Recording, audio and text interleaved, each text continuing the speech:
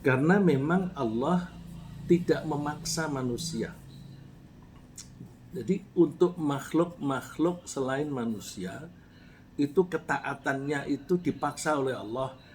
Mereka tidak diberi kesempatan berpikir, tidak diberi kesempatan untuk menimbang-nimbang. Jadi yang paling gampang diilustrasikan, mohon maaf saya ilustrasinya selalu itu karena yang paling gampang.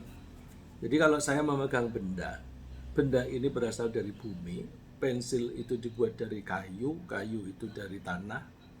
Maka kalau saya lepas, dia tidak menunggu sedetik pun, dia langsung turun ke bawah. Karena memang Allah memutuskan wal arda wada'aha lil anam. Bumi itu saya letakkan di bawah untuk kepentingan manusia.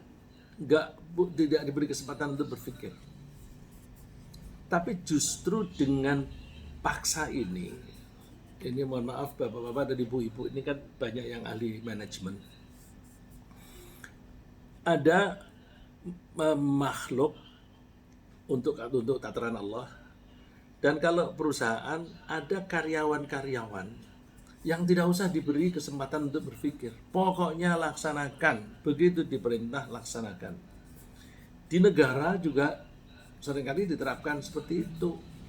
Ada bagian-bagian negara yang nggak boleh berpikir. Tidak boleh berpikir itu berarti juga bahwa mereka tidak boleh bantah. Seperti tentara. Ya, tentara di mana-mana di dunia ini tidak diberi kesempatan berpikir, pokoknya diperintah langsung harus laksanakan.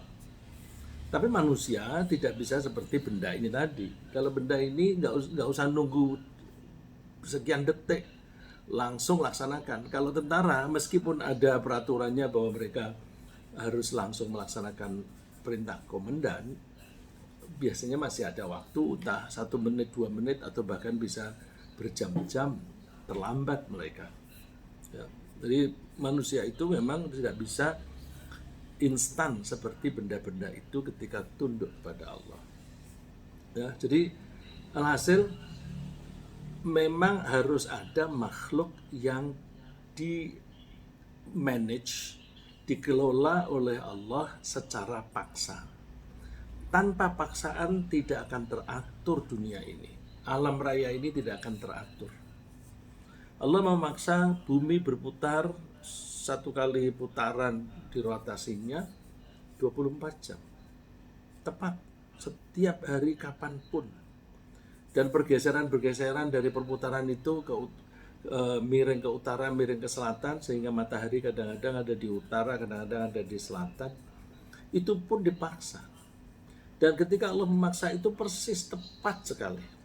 Sehingga pada tanggal berapapun, tanggal yang sama di tahun kapan, ya, pada tanggal tertentu di tahun kapanpun, maka posisi matahari dalam kaitannya dengan bumi itu selalu sama. Karena selalu sama, maka kita bisa menentukan jadwal sholat. Sekali dibikin untuk daftar 1 tahun, itu bisa kita pakai untuk kapanpun, karena semua diatur oleh Allah dengan paksa, dengan precision, ya, dengan tepat sekali. Tapi manusia itu tidak demikian. Manusia itu tidak dipaksa oleh Allah. Saya tunjukkan dulu ayat yang menunjukkan bahwa semua makhluk selain manusia itu sudah menyatakan ketundukannya kepada Allah tanpa pikir.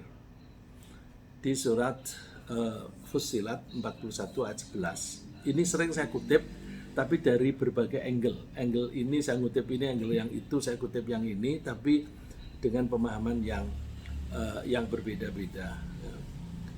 ثم استوى إلى السماء وهي دخان فقال لها وللأرض ائتيا طوعا أو كرها قالتا أتينا طائعين. Kemudian Allah menuju ke langit. Menuju langit ini jangan diartikan bahwa terus Allah berjalan menuju ke langit. Enggak. Menuju ke langit itu artinya setelah menciptakan satu kemudian menciptakan yang lain. Itu berarti menuju, ya. Habis melakukan sesuatu melakukan yang lain. Itu berarti menuju, meskipun kalau kita posisi kita meskipun kita tidak bergerak, tidak pindah kemana-mana, tapi kita lalu ya habis melakukan ini kita menuju melakukan ini. Jadi tsumma stawa ilas sama, kemudian Allah menuju ke langit, artinya kemudian menciptakan langit. Wahya dukhan, pada saat itu langit itu berupa, kalau di terjemahan ini diartikan asap.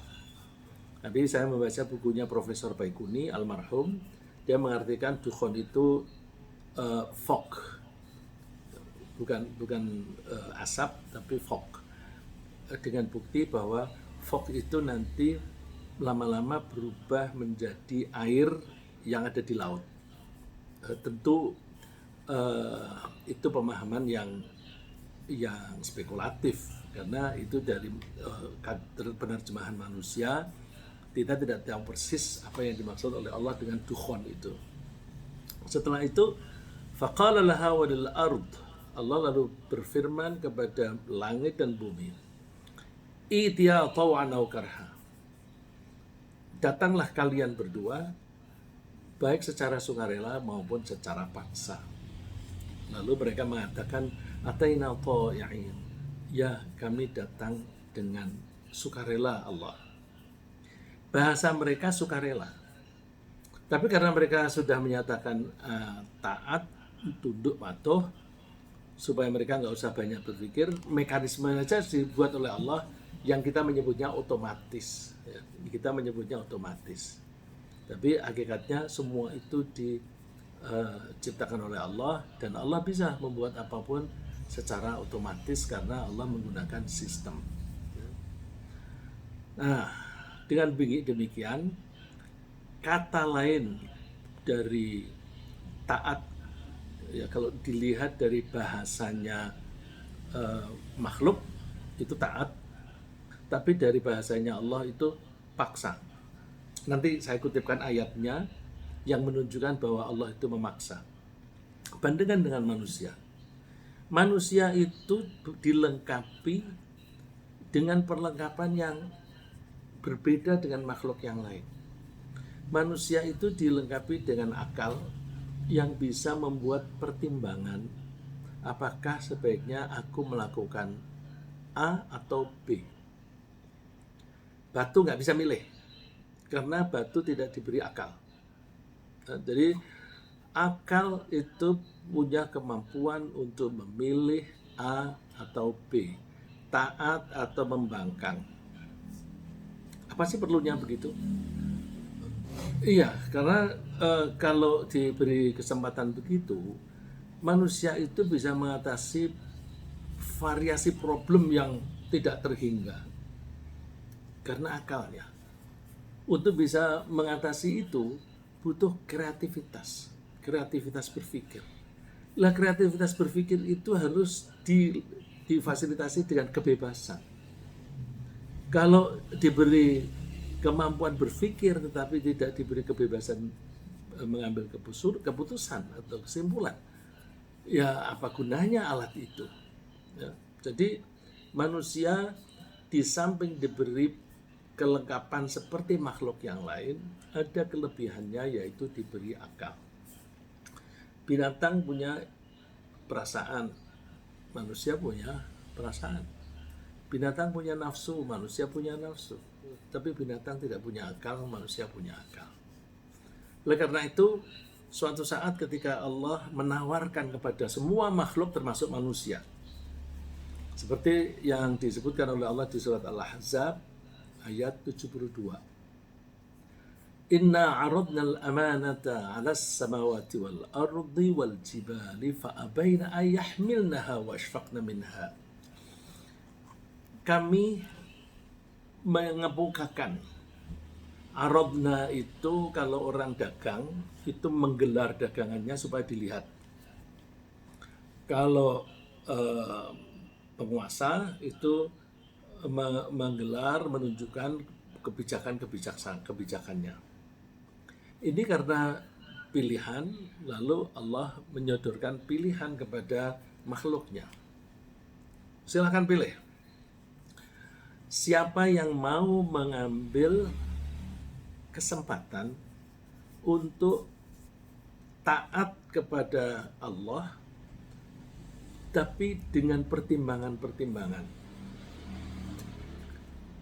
Kalau tadi di ayat yang tadi, makhluk yang lain udah gak usah pakai pertimbangan deh, pokoknya aku nurut aja. Itu kan kalau di kita di perusahaan kan harus ada orang-orang yang seperti itu, nggak boleh mikir. Nah itu Allah menawarkan kepada semua makhluk, siapa yang mau melaksanakan perintahku tapi disertai dengan kepercayaan. Kepercayaan artinya kamu melaksanakan atau tidak terserah kamu. Kamu segera melaksanakan atau menunda terserah kamu. Tapi kebebasan mengambil keputusan ini mesti ada konsekuensinya. Konsekuensinya kalau taat melaksanakan perintah maka akan diberi insentif atau diberi reward. Tapi kalau tidak mau melaksanakan perintah itu, dia akan mendapatkan punishment, hukuman.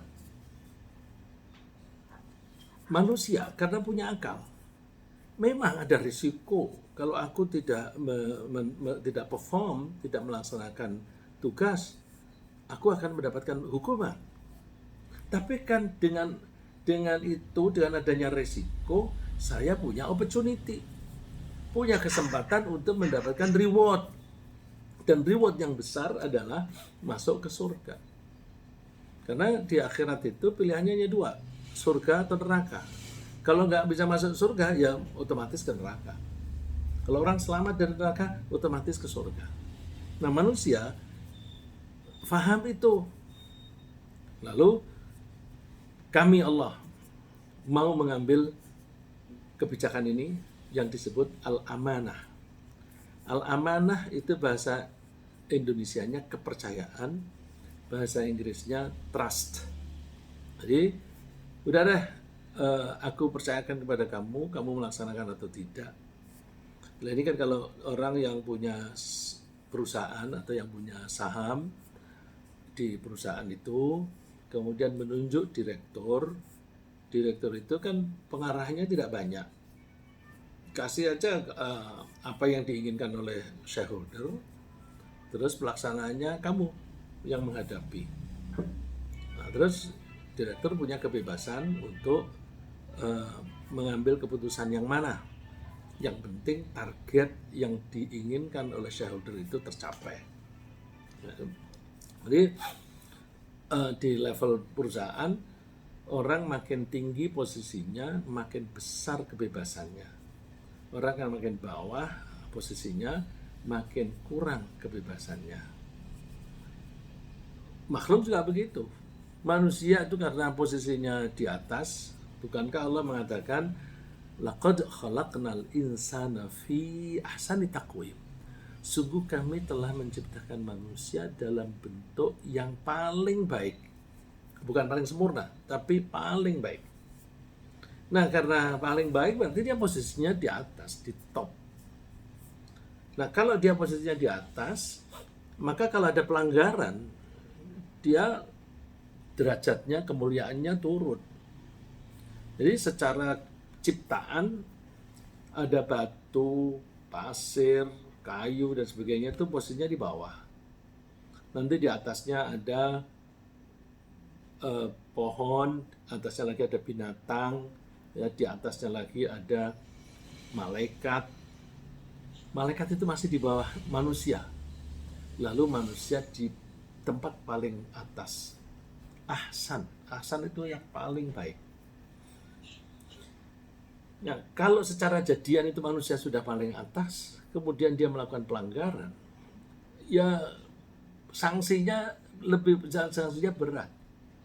Seperti pelanggaran oleh direktur, maka sanksinya lebih berat daripada tukang sapu. Gitu. Karena dia wewenangnya besar, rewardnya juga besar, maka kalau dia melanggar, punishmentnya juga besar. Maka kalau menurut ayat yang saya baca tadi, laqad khalaqnal insana fi ahsani taqwim, Tsumma radadnahu asfala safilin. Lalu kami tempatkan dia yang paling bawah kalau dia tidak melaksanakan perintah secara amanah tadi. Tsumma radadnahu asfala safilin, yang paling bawah, lebih rendah daripada debu. Jadi orang manusia ketika diciptakan itu paling tinggi, lebih tinggi daripada malaikat. Tapi kalau dia tidak perform, maka dia akan turun derajatnya lebih rendah daripada batu. Buktinya kalau lebih rendah gimana? Itu di surat Amma Yatasaalun, paling akhir kan mereka yang karena melanggar lalu terus masuk neraka. Penyesalan mereka itu bunyinya bahwa ya laitani kuntu turaba. Seandainya dulu aku jadi debu. Jadi dia ketika di neraka dia merasa lebih hina daripada debu. Ini turun betul-betul yang paling bawah. Karena debu itu tidak diberi akal, tidak diberi kesempatan memilih. Karena tidak diberi kesempatan memilih, maka tidak ada sanksi. Karena nggak ada sanksi, mereka tidak akan masuk neraka. Jadi, tidak masuk neraka, tapi juga tidak masuk surga, gitu. Nah, manusia berani menghadapi challenge, tantangan masuk neraka, tapi kan dia bisa membuat perhitungan. Masuk neraka itu kan tidak sembarang orang masuk neraka. Kalau orang itu rajin melaksanakan perintah Allah, maka tidak mungkin masuk neraka. Tidak mungkin. Saya mengatakan tidak mungkin karena itu firman Allah sendiri dari Rasulullah SAW. Rasulullah mengatakan bahwa hamba Allah itu kewajibannya adalah mengabdi kepada Allah. Haknya apa? Haknya dia masuk surga. Jadi kalau orang mengabdi itu sudah melakukan kewajiban, setelah melakukan kewajiban dia punya hak. Haknya adalah masuk surga. Loh, kalau itu dikatakan hak, yang tidak pernah melanggar haknya orang lain, yang tidak pernah mengambil hak orang lain itu Allah saja. Kalau kita manusia, sesoleh apapun kita, itu kadang-kadang kita masih suka mengambil hak orang lain meskipun sedikit dan tidak sengaja. Tapi kalau Allah nggak mungkin mengambil hak orang lain. Oleh karena itu, saya tadi mengatakan pasti tidak sembarang orang bisa masuk neraka. Bahasanya Rasulullah begini, bahwa semua orang itu akan masuk surga kecuali yang tidak mau. Jadi surga itu memang jatah kita masuk surga. Tapi ada orang yang tidak masuk surga. Siapa itu? Yang tidak mau. Kenapa tidak mau? Dia memutuskan untuk tidak mau taat. Jadi karena dia tidak mau taat, ya berarti dia tidak mau masuk surga. Karena sudah tahu bahwa kuncinya masuk surga itu taat. Ya, jadi kembali lagi ke prinsip awal tadi, bahwa semua makhluk itu tidak diberi kebebasan, artinya berarti mereka dipaksa, sedangkan manusia tidak dipaksa. Bahwa semua makhluk itu dipaksa, itu bisa kita pahami di surat Ar-Ra'd, surat 13 ayat 16. Qulillahu khaliqu kulli syai'in wa huwal wahidul qahhar. Katakanlah bahwa Allah lah yang menciptakan segala sesuatu dan Allah itu wahid, hanya satu. Al-Qahhar, yang maha memaksa. Coba alam raya ini kalau Tuhannya lebih dari satu, hancur.